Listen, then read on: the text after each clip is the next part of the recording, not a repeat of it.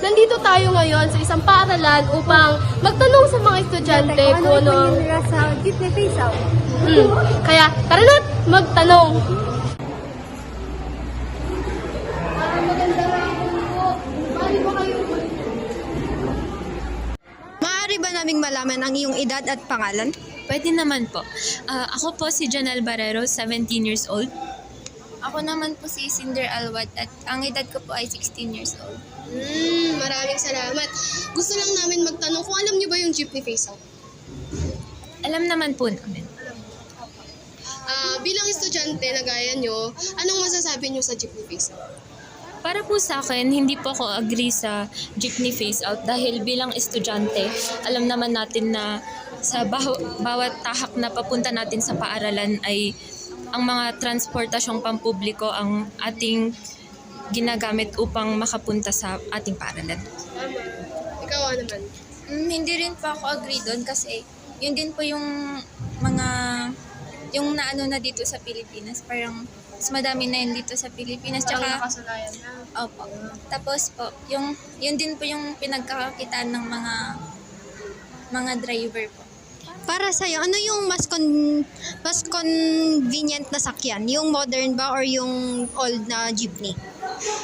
Para naman po sa akin, if ang pagiging convenient ang pag-uusapan, mas gusto ko naman ang modern dahil ito'y may aircon at mas maluwang. Sa inyo, kahit ano po doon kasi basta may masakyan po na transportasyon papunta sa kung saan mo gustong pumunta. Yun lamang po. Maraming salamat. Pinayagan nyo kami mag-interview. Salamat. Thank you. Thank you po.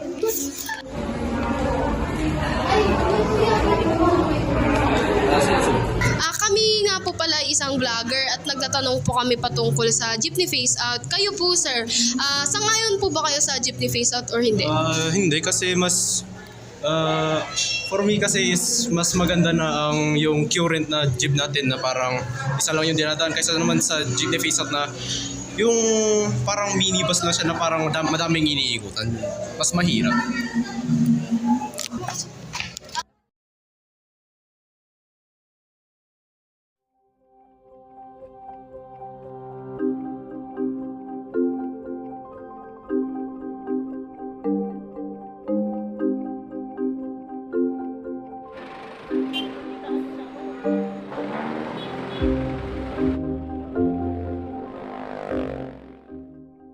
Aware po ba kayo sa jeepney face out?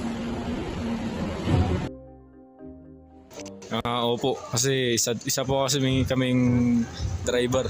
Mahirap po sa amin yung mawalan ng trabaho eh. Aware ako sa jeepney face out dahil bilang isang guro, dapat maging aware ako sa mga nangyayari sa paligid. Bilang isang jeepney driver, ano yung mararamdaman ninyo sa jeepney face out na nangyayari ngayon?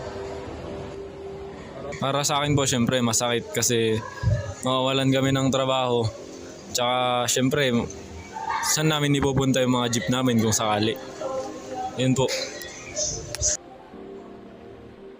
Bilang commuter, syempre ako ay nahihirapan dahil ito yung araw-araw na ginagamit namin.